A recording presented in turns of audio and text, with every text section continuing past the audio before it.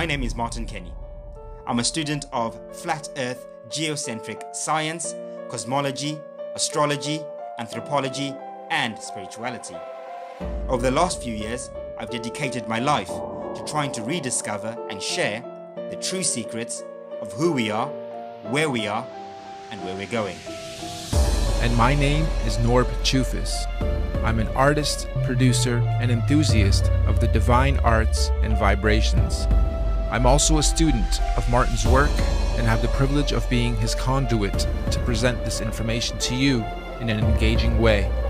The yin to the yang of this beautiful body of knowledge, research, and intelligence. You ever wonder, who or what are we? And are there others like us? Where are we? And are there other places like this? When and how did we get here? And have we been here before? What are we doing? Why on earth are we here? How did all this life begin? And where are we going? Our cosmic cycles of space, time, and matter of the past, present, and future, using syncretic research, combining scriptures, mythologies, holy books, science, cosmology, observable reality, and inner knowing.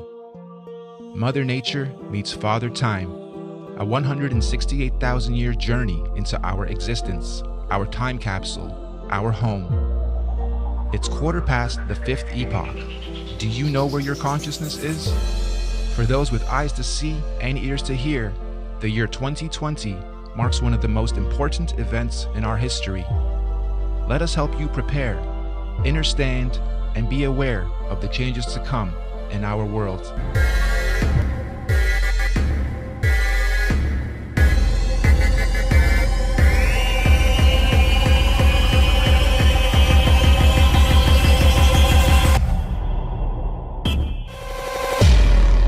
This body of work is a hypothesis and theory based on syncretic research. This research is meant to unite people and open up discussions about our reality. All we ask is that you be kind to each other once you watch this and start discussing and dissecting it. We also ask and strongly encourage you and everybody to re-upload and mirror this on any and every platform. Redub it in your language, do reaction videos, make screenshots, remixes, refixes, and get this out there. One last disclaimer. Some of the maps on these models and elements are not to spec, and I did them to be as visual as possible, so don't mind some of the maps being off, distorted, or totally wrong. They are meant for representation purposes only. So, grab your snacks and drinks, and get ready to have your mind blown. Let's go. Before we get into the details, it's extremely important that you have a full understanding of the construct of our geocentric electromagnetic universe. If you're not familiar with this geocentric model, we're going to leave links in the description for you to catch up on the basics. In short, we're not on a ball. Our Earth currently consists of 4 concentric rings of physical land, beginning and spiraling out from the 0-point axis at the center of the plane, just like a drop of water that falls into a larger body of water, therefore creating a ripple effect, beginning from its point of impact, concentrically expanding outwards. The very middle center of this vast earthly concentric plane is what's known as the 0-point axis. This is what we refer to as the magnetic North Pole. This central pole is not just a symbolical metaphor, but an actual physical marker said to be a magical, or should I say, magnetic pillar, sometimes referred to as a holy mountain or the tree of life. The first big red pill you're gonna have to swallow is that beyond all these dimensional fields of energy from where we are now, in our northern and southern extremities, are other extraterrestrial lands inhabited by other extraterrestrial civilizations. This is what we might call extraterrestrial outer and inner space, extraterrestrial outer and inner Earth. I know, it sounds crazy, just bear with me. Each of these 4-dimensional rings of Earth have their own eco, lunar, solar systems and seasons, and their own sun and moons, which would be our current 7 wandering stars. Saturn and Jupiter being the solar sun and lunar moon of the outermost ring, domain, or realm of Earth.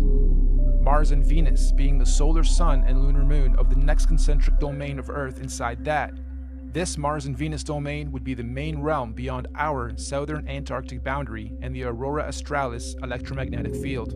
Then, of course, we have our own solar sun, Apollo, and lunar moon, Artemis, in this domain. And last but not least, Mercury within the inner central realm beyond our northern Arctic boundary and Aurora Borealis electromagnetic field. This inner star, Mercury, is androgynous, both a solar sun and lunar moon in one. It's sometimes referred to as the inner Earth sun or black sun or planet Nibiru or planet X. Now, the full expanse of our entire earthly plane with all the different realms would be what the ancient Greeks referred to as Mother Gaia, the Kemetic Egyptians called the Benben or Mother Geb, and the Indo-Vedics referred to as the Bhumandala. In this presentation, we're going to explain and show how the spiral expansion of space, time, and matter began and continues to be. Let's go. This calendar is a modern interpretation and mix of the Aztec Mayan calendar, Egyptian Dendra stone, the various Chinese and Indian Dharma wheels, as well as other ancient cosmological and universal clocks and calendars. Many ancient cultures, civilizations, mystics, and researchers have created and depicted various cosmic clocks and calendars over the ages. Some simple, others complex, but one thing is for sure. They all knew that all time operates in a cyclical pattern. They knew that everything in existence has a beginning, a middle, and an end. Birth, experience, growth, and death. Sunrise, midday, sunset, midnight. Spring, summer, autumn, winter. Iron, bronze, silver, gold. You get it. So our cosmic calendar of time is a macrocosmic and syncretic mirror reflection of those observable microcosmic clocks, calendars, cycles, and seasons of time. And as always, our research is embedded on the foundation of natural and observable everyday reality. Hopefully by the end of this presentation, you will have a better understanding of how different ages, races, civilizations, and realms have come about over time within our electromagnetic cosmic egg universe. So in order to understand our calendar better, we need to break down something known as an epoch. Our epoch here is going to be 24,000 years for one full cycle. What is the definition of an epoch? A division of time that is itself a subdivision of a larger period of time. Think of seconds to minutes to hours to days to months to years.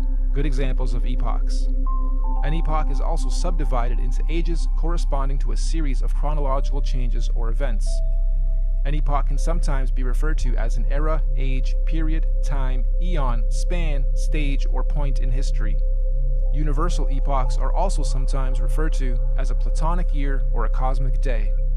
Just like a clock striking 12 and starting another cycle or day. So our epochs are 24,000 years, reflective of our natural 24-hour day and clock. 24 hours in a solar day, 24,000 years in a cosmic day. The first thing we're going to do is lay a typical 12-hour dial. We're going to follow this by also laying 12 months of the year, and follow that ring by a ring of the 12 zodiac signs matching up to each month. The next ring is going to represent our 4 seasons: autumn, winter, spring, and summer. The ring inside this one is going to represent our 24-hour clock, with 6 p.m. being represented at 12. The next ring is our meridian. We have midnight, quarter past, half past, and quarter to. And inside this ring are going to be our 4 concentric lands, eras, ages, civilizations, and solar systems. As stated, we've already had 4 epoch cycles, and we are currently a quarter past the 5th. Now, just as there are 4 earthly physical realms, there are also 4 physical humanoid root races associated with the creation of each realm. These 4 root races are the Hyperboreans, Lemurians, Atlanteans, and Aryans. But there's also a 5th race of beings that lives in the center, Mount Meru, of our Earth. This is the Master Root race, the Polarians. Unlike the other four, the Polarians are semi-ethereal, meaning not completely physical beings. They do not have a definitive skin pigment, size, color, or race. Having said that, they are often depicted as being somewhat indigo-bluish, translucent beings. The very middle or central point of Earth is where the Earth and the heavens meet, and this is where the gods live. We propose that the Polarians are able to transverse between the two worlds, the heavens or spiritual realms above and Earth/physical planes below. Anyway, these Polarians began the human race at pole position. They were the very first forms of earthly beings to manifest on this plane. All the other four root races were seeded by the Polarians, hence the term Master Race. We could also call the Polarians the Guardians of the Earth. So this first Polarian epoch, or first 24,000 years, centered around the cosmic tree of life, was regulated by the grand heavenly first and largest solar system, Neptune and Uranus, the highest and first two wandering stars, or sun and moon, of our universe, albeit semi-ethereal in nature. And at the end of their epoch, the Polarians completed their first cycle or circle of cosmic time, 24,000 years of experience. This was the end of their epoch. At this point, the Polarians created their very first physical manifestation, and so the Hyperboreans realm and root race are created. A new physical paradigm emerges, unfolding out of the North Polar Center Axis, aka the very first ripple.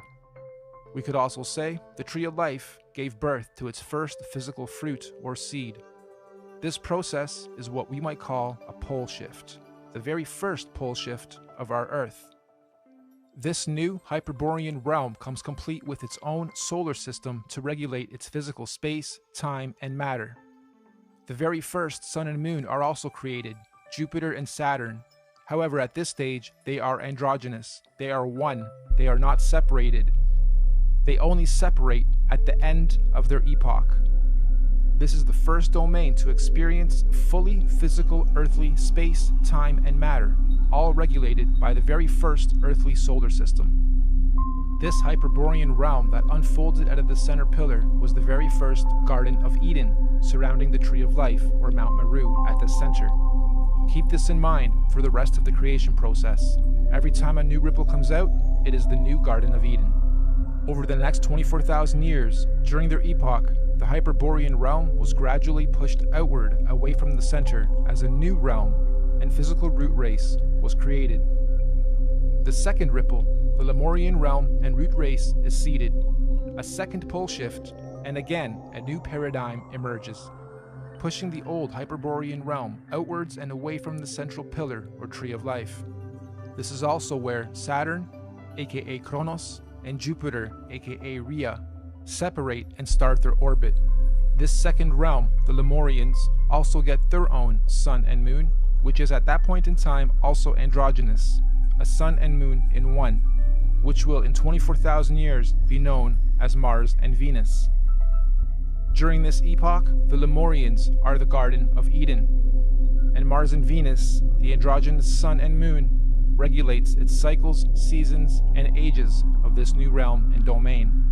Don't forget, the Lemurians were also seeded from the Polarians, the master root race, and not the Hyperboreans going inward. All races were created and seeded from the Polarians. So the Lemurian realm is the second Garden of Eden, and again, after a cyclical time, when their epoch ends, they too were pushed outward to make way for the third root race. The Atlantean realm and root race is seeded. This is pole shift number 3.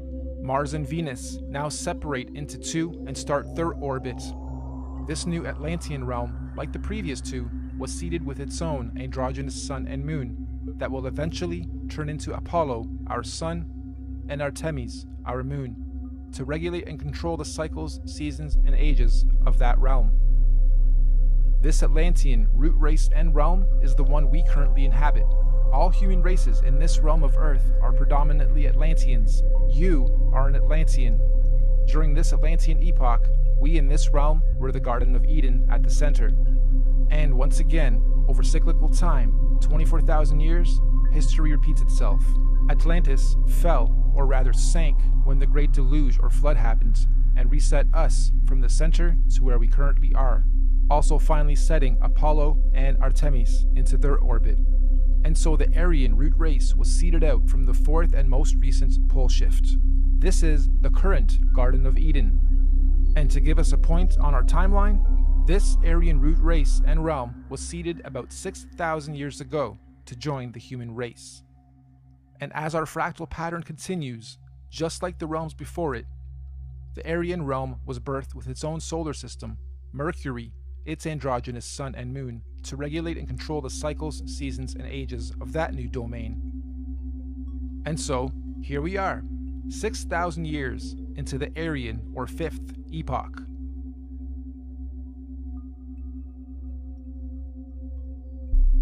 In summary, we have 5 epochs so far.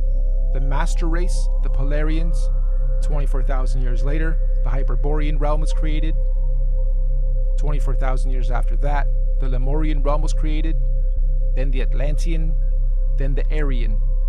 And according to many ancient scriptures, mythologies, and mystics, there are 2 more epochs to come, meaning 7 epochs, 7 earthly realms, and 7 root races. Moving on. You'll also notice in this realm of Earth we are currently in, there are 4 main races. All the other races in between are mixed races, or rather mixes of these 4 sub and root races. The black races have their DNA lineage from the very first Earth root race, the Hyperboreans. All native black cultures of this realm predominantly have their cultural beliefs and practices handed down by the Hyperborean root race, sometimes referred to as the Anunnaki. The Oriental Asian races have their DNA lineage from the second root race, the Lemurians, and likewise, the Oriental cultures stem their beliefs and practices from the Lemurian root race, commonly and mistakenly referred to as the Reptilians. The Indo-Asian races have their DNA and lineage from the third root race, the Atlanteans. The Indo-Asians naturally stem their beliefs and practices from the Atlantean root race of their current realm. The Indo-Asians naturally stem their beliefs and practices from the Atlantean root race of this current realm. This means the Indo-Asians or Vedic Indian races are the original root race lineage of this Atlantean realm. And the white races have their DNA lineage from the most recent fourth root race, the Aryans. And of course, most of the white cultural influences we see today are seeded from the Aryan root race currently at the center, Garden of Eden. The Aryans are what most religious texts and mythologies refer to as the current gods, or sometimes fallen angels. The Aryans are also sometimes confused with the Palladians, aka Polarians, who are semi-ethereal beings that live at the very center, Mount Meru, and not in the current Aryan Eden realm. Now, although we in this realm all appear to be different races within our different sub and mixed race lineage and traits, we are actually one race. This is due to the mixing of genetic codes over time. We are all predominantly Atlantean humans, only with slight genetic variances, most notably skin pigmentation, hair structure, eye color, and cultural and religious programs. In fact, most of the racial and religious divisions and wars fought today have their roots seeded from past wars between the 4 root races. We Atlanteans in this realm inherited our predisposed prejudices of one another from outside influences. Now, we hypothesize that all the other Earth realms would have many different multicultural sub and mixed races in their own domains, just like we have in this realm. Meaning, there are probably thousands of different sub and mixed races and cultures within the different domains across the entire plane of our Earth. But, fundamentally, every root, sub, and mixed race on Earth is of Polarian origin. Every physical conscious being in existence on Earth is of Polarian origin, with all the various solar systems and extraterrestrial civilizations divided and separated from one another by the various toroidal electromagnetic fields, aka the Van Allen belts. These electromagnetic belts do periodically open and close or weaken and strengthen dependent on the various universal and cosmic cycles, seasons, and ages. This periodically happens to allow the sharing or rebalancing of conscious energy, technology, and knowledge between all the different earthly dimensional realms. And we are fast approaching the next opening of these electromagnetic barriers. This opening event will be a revelation that will impact us all in this realm, collectively and individually. We can already see the birthing pains of this great cosmic event with the current so-called conscious awakening and unusual weather patterns. Moving on, we must remember that these physical constructs we call bodies are just that. They are bodies, vehicles, avatars that carry the real, living, Polarian conscious energy or spirit being within it. This conscious energy within us that is here experiencing, learning, growing, and sharing is what some might call a spirit or a soul. This is the real you, your soul, your conscious energy. And we all know energy has no color or race or nationality or prejudices, just polarity, positive energy, good vibes or people or souls, and negative energy, bad vibes, people or souls. And as such, the human race is just part of the temporary physical journey, individually and collectively, what many in modern times term as the matrix, or what the ancients called the Maya, the illusion. Next, let's explore exactly how cosmic epochs and ages work, using the current Aryan epoch calendar as our reference. You'll notice the outside rings note our months of the year as well as our 12 zodiac signs. The 12 solar months are actually a microcosmic reflection of the 12 zodiac constellations. These 12 zodiac constellations are our heavenly cosmic clock rotating above us. As they rotate, each constellation has its own energies that subconsciously influence and help guide us consciously here on the earthly plane, both individually and collectively. These 12 months are further divided into our 4 seasonal sections: autumn, winter, spring, and summer, which in cosmic terms are known as the 4 seasons of conscious evolution. These conscious seasons are what the Greeks called the 4 ages of man and Vedic scriptures called the Yuga ages. These 4 Yuga ages are the Golden Age, Satya Yuga, Silver Age, Treta Yuga, Bronze Age, Dwapara Yuga, and Iron Age, Kali Yuga. A full epoch, 24,000 years, is broken up into 8 Yuga ages. Therefore, each Yuga age is 3,000 years. You'll also notice there are more golden or yellow ages than any other. This is because the golden ages mirror the sun's presence during the course of our 12 calendar month solar season. So as you can see, lots of sunshine in the summer, a little less in autumn and spring, and little to none in winter. Of course, sunshine in this case is translated into conscious intelligence. And obviously, the Yuga ages of our universal summer are much higher states of consciousness than the Yuga ages of the spring, autumn, and certainly winter ages. We also hypothesize that when golden ages overlap within different realms, there are no torus fields or separation between those particular realms. This means that when the time comes and the golden ages overlap, all lands that overlap can be crossed in and out of. In other words, those particular domains are open and free to interact without restriction. This is because they are oscillating at the same golden ratio of frequency or resonance. So, let's now map the universal, cosmic, and solar timelines of all the individual realms or domains. Mainstream science tells us that the Iron Age began about 6,000 years ago, which mirrors the reset point here, 12 o'clock. They also tell us that the Middle Ages were about 3,000 years ago from today, which again mirrors the timeline here. And this timeline is also the common narrative among most holy books. So, our calendar has our realm or domain beginning this epoch 6,000 years ago with the age of Taurus, the bull. Interestingly, the Old Testament of the Bible begins in an age where they worship the bull. This is symbolical of the first 2,000 years of Taurus astrological energy. After some time, bull worship ended with the story of God telling Abraham to stop bull worship and instead sacrifice a ram. This is symbolical of the change from the Taurus bull age into the Aries ram age. And again, 2,000 years later, Jesus, the fisher of men, comes into play. The Jesus fish symbolism is telling us of the shift from the Aries into the 2-fish Pisces age. And once again, as we reach the end of the Jesus fish Piscean age, we now see the effects of the new water Aquarian age. Aquarius, of course, is symbolized by the mixing of waters. It is the age of mixing, discovery, disclosure, and technology. If we were to set this calendar to today's date, we would be sitting at just before 1/4 past reset. 6,000 years into the fifth epoch, bang in the middle of the cosmic winter or iron age of universal collective consciousness. In fact, to be a little more exact, we've got us at 2 minutes to midnight. Midnight being 2020, minutes being years. Now, this is interesting because mainstream science has something called a doomsday clock. And on the doomsday clock, they are saying the Earth is 2 minutes to midnight or doomsday. It was actually moved from 3 minutes to 2 minutes on the 18th of January of 2018. And I'm sure most of you know that doomsday or apocalypse simply means a marked period or shift or change from one thing into another. The end of the old and the beginning of the new. And we are living in extremely exciting times for those who are paying attention to what is going on. Knowledge, truth, new information and discoveries are not to be feared. They are to be embraced.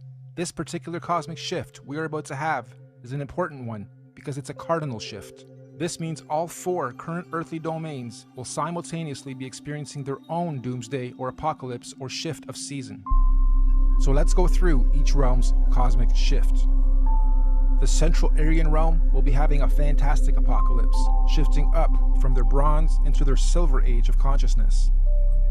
We in this domain, we're having an okay but confusing apocalypse, shifting up and out of our Iron Age into our Bronze Age of consciousness. Hence the so-called conscious awakening. Knowledge, information, and data are more readily accessible to the masses than at any other time in this era of recorded history. We can clearly see all these changes slowly taking effect, particularly in the more advanced regions of this domain. We get a lot of knowledge from technology. Now, the domain outside of ours, Mars and Venus, are going through a horrible apocalypse. A real doomsday for them as they reset or fall from their golden ages into their iron age of consciousness. And the last realm, the Hyperborean realm, still has one more golden age to go. What's even more interesting though, is the nature of this current and coming cosmic shift. Like we said earlier, the current shift is called a cardinal shift, meaning we are not only having a zodiacal energy shift, but we will also simultaneously be having a physical solar shift to mark all these changes. This simultaneous double transitional shift is known as a cosmic or galactic alignment. So, 2020 means you have perfect vision. Why 20? Why not 10? Or 100%? Well, if you believe, like I strongly do, that we are running on scripts or scriptures, some that we haven't even discovered about ourselves, then you may also hypothesize that in 2020, we will all have perfect vision. What does this mean? It means on the 21st of December, 2020, during the winter solstice, there's going to be a great cosmic solar event that will be seen and experienced by every single conscious being in our universe. This is what is commonly being described as the event. Why December 21st, 2020? There's natural scientific significance of this date with relation to our solar system. Most of you will know that on the azimuthal equidistant geocentric Earth model, the Sun coils up and around the electromagnetic dome that encapsulates our Earth for the summers, and coils down towards the end of our solar year to its southernmost position of the Tropic of Capricorn. And on December 21st is at its lowest zenith or y-axis point, the farthest out from our land center and the closest to the Earth vertically. This is what's known as the winter solstice from a northern hemisphere perspective. Once the sun has reached its lowest point, it follows the same gradient circuit, neither ascending or descending for 3 days, before it then begins its journey back up to the Tropic of Cancer towards the top and center of our electromagnetic dome of this domain. Meaning, every year, for only these 3 days of our year, from the 21st to the 24th of December, the sun is neither rising or falling along the electromagnetic Taurus field dome over and around us. The sun only resumes its ascension back up to the top 3 days after the 21st, on the 25th of December. Sound familiar? Dead for 3 days, only to rise again? Anyway, if there's to be any kind of cosmic solar event, it would most likely happen during this period when the sun figuratively dies and is waiting to rise again. Using the same principle, we hypothesize that all the other suns in all the other domains follow a similar solar system. As above, so below. As within, so without. However, obviously their seasons and solstices occur at different times in relation to their own individual ecosystems. You've heard us refer to this body of work as the master oscillation. That's basically what we're saying. all the luminaries have their own paths. Oscillations, secondary, third, and fourth oscillations, and eventually they all line up again, and eventually, they complete an even bigger cycle, fully lining up. And this only happens once every 6,000 years. So on December 21st, 2020, Mercury at the center, our Sun in this domain, Mars in the next domain, and Saturn in the last domain, and all the moons on the other side, will all stop and align in the same direction on the same path and gradient at the same time for the first time in 6,000 years. This is what we hypothesize is the long-awaited return of the Sun/Sun, or Christ, the galactic alignment, return of Nibiru, or Planet X, or consciousness, the Great Solar Event. This cosmic solar alignment will take 3 days to fully align, starting on the 21st of December and ending on the 25th of December. The electromagnetic torus fields in all 4 realms will either disappear or open up or weaken due to this galactic solar alignment. This is the opening of the portals or windows of the heavens spoken of in the Bible. This opening should occur for 7 days, from the 25th to the 31st of December 2020. It also means everyone on Earth will all be able to see all the different wandering solar systems of all the domains clearly in our skies. Everyone will have 20/20 vision. And if you think about it logically, if all the luminaries are at their lowest points, that would make everything above us easy to see, bright, and crystal clear. On a side note, isn't it interesting that we've all been conditioned to be the most busy during the specific time of year every year, and blinded to the Earth's true oscillations, signs, and beauty? Yeah, we celebrate. However, the ways we do it and the reasons we do it are perverted. Even with how many trees we cut down every year to carry out a ritual, which could actually be a geocentric ritual to begin with. The tree of life, the Christmas tree. This period of time is what the ancient cultures were describing when they said there was a time when the sky fell. Many ancient cultures also describe a time where there were many suns and many moons in our sky, and we believe history is about to repeat itself again. This phenomenon will affect and change our atmospheric conditions as well. These events periodically happen over cyclical time in various scales. The last big one occurred in 1859 and was called the Carrington Event. Feel free to look it up. The one coming in 2020 is going to be much, much bigger. This solar alignment is meant to realign cosmic energy and consciousness within the various earthly domains and realms of our Earth. This energy blast will begin at the center of the Earth, or the North Pole. It will spiral outwards towards the edge and bounce back towards the center over a very short period of time. The event itself will be triggered by an electromagnetic sonic boom that will look like what we know as a nuclear atomic bomb. Don't worry though, it will not be an atomic bomb. However, it will positively be nuclear. It will give humanity a new, clear vision for the future, individually and collectively. It will give us 20/20 vision. We suspect the current powers that be will attempt to use this natural cosmic event as the ultimate false flag. They may say aliens did it, or it was caused by global warming, or an attack from across the world. This sonic boom of electromagnetic energy may shut down our entire electric grid instantaneously, causing a collapse of our financial, socio-economic, political, and collective cultural existence as we know it. And thus, this event may be used to pave the way for a new order in our world. But this cosmic event is not to be feared. It is a natural process to allow growth within our individual and collective consciousness. The greenish astral rays that this event will create will cover the entire plane of our Earth for a short period of time. Again, it is not to be feared. Governments and authorities will most likely tell us that this green mist caused by this event is a toxin. They will tell us to stay indoors and not go outside into the radiation. Avoid it at all costs. They will say it's harmful radiation. And it will be. For those who have heavy metals in their bodies, i.e. vaccines, iron from meat eating, etc. But for those without harmful chemicals in their bodies, the radiation will radiate and activate dormant DNA, potentially giving you supernatural abilities. Maybe not Superman-like, however a heavy increase in consciousness and your 5 senses will be expected.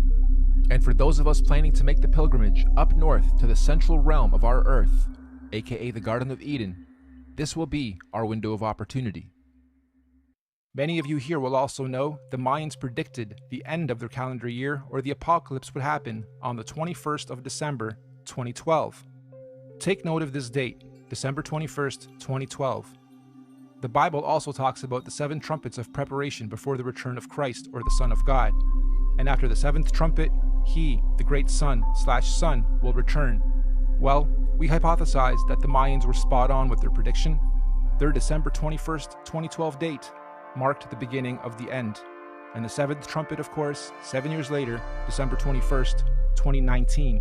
Which means December 21st, 2020 will be the first year after the 7 trumpets, the 8th year. 8, of course, being the number of completion.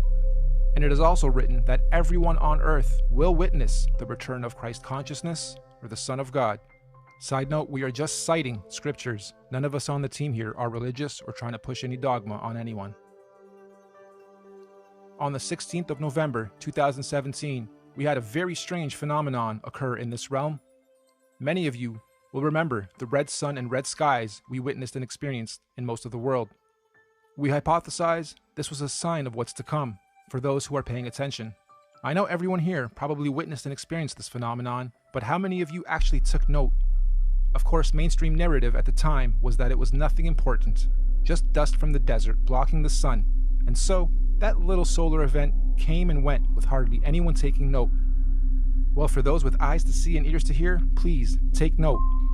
Moving on, we hypothesize that the opening of these electromagnetic torus fields on the 25th of December 2020 will create an atmospheric plasma discharge due to all the different solar systems of our cosmos being in direct contact with one another. This will create a rainbow effect atmosphere all over Earth in all the realms, an atmospheric twilight, if you will.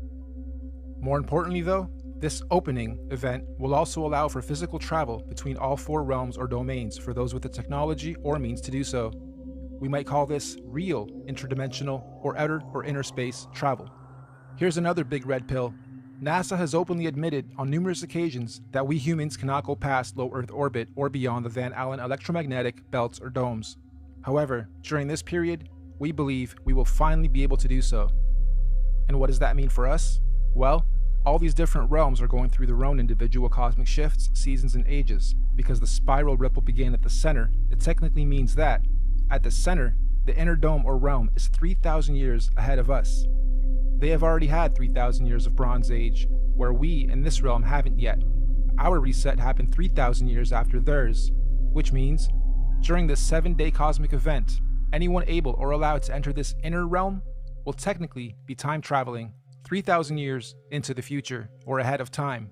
In layman's terms, I'm saying that this inner domain is 3,000 years ahead of us technologically, physically, mentally, spiritually, and consciously. And yes, this is where we propose the concept of time travel into the future comes from. And on the flip side, as the ripples shifting outwards towards the Mars domain, they would now be 3,000 years behind us. So, going from our plane to theirs, we would be time traveling backwards 3,000 years. So, why on earth do the leaders of the free world think it's necessary to militarize space all of a sudden? And why on earth are space agencies and governments all talking about being the first to colonize Mars? Let's look at the definition of colonization. The act or process of settling among and establishing control over the indigenous people of an area. Or the action of appropriating a place or domain for one's own use. Makes you wonder if the very same so-called elite royal bloodlines and families who colonized this realm during our reset fall from gold to iron 3,000 years ago are about to do the same thing to this outer domain currently falling from their golden to iron age. As they say, there's nothing new under the sun, and history always repeats itself. With that in mind, let's rewind to something that happened very recently. December 22nd, 2017, the SpaceX Falcon launch. Note the date too, December 22nd, 2017. Wonder how many of you recall the unusual effects witnessed within this particular launch. It looked like the Falcon X was trying to pierce through something.